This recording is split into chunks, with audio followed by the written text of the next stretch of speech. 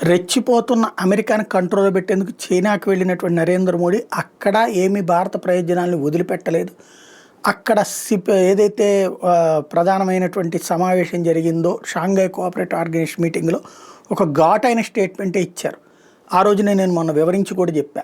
ఏంటయ్యా అంటే ఏదైతే భారతదేశానికి సంబంధించినంత వరకు ఒక దేశ సార్వభౌమాధికారాన్ని దెబ్బతీసేటటువంటి విధంగా సభ్య దేశాలు ప్రవర్తించకూడదు అని చెప్పారు. అంటే భారతదేశానికి సంబంధించిన పీఓజేకే పాకిస్తాన్లో ఉంటే దాని మీద సార్వభౌమాధికారం భారతదేశందే, అది ఎప్పటికైనా తిరిగి తీసుకుంటామని భారతదేశం అంటుంటే దాంట్లో రోడ్డు వేసుకోమని చెప్పేసి చైనాకి ల్యాండ్ ఇచ్చింది పాకిస్తాన్. అత్త సొమ్ము అల్లుడు దానం చేసినట్టు భారతదేశపు భూభాగమైనటువంటి పాకిస్తాన్ ఆక్రమణలో ఉన్నటువంటి జమ్మూ కాశ్మీర్లోని ప్రదేశాన్ని చైనాకి ఇస్తే చైనా కూడా అది తీసుకుంది. అంటే రేపు పొద్దున మనం పీఓజేకేని స్వాధీనం చేసుకుంటే చైనాతో కట్టినటువంటి ఈ రోడ్డు కారణంగా చైనాతో మనం యుద్ధం చేయాల్సి వస్తుంది. అది పాకిస్తాన్ సృష్టించినటువంటి ఎత్తుగడ.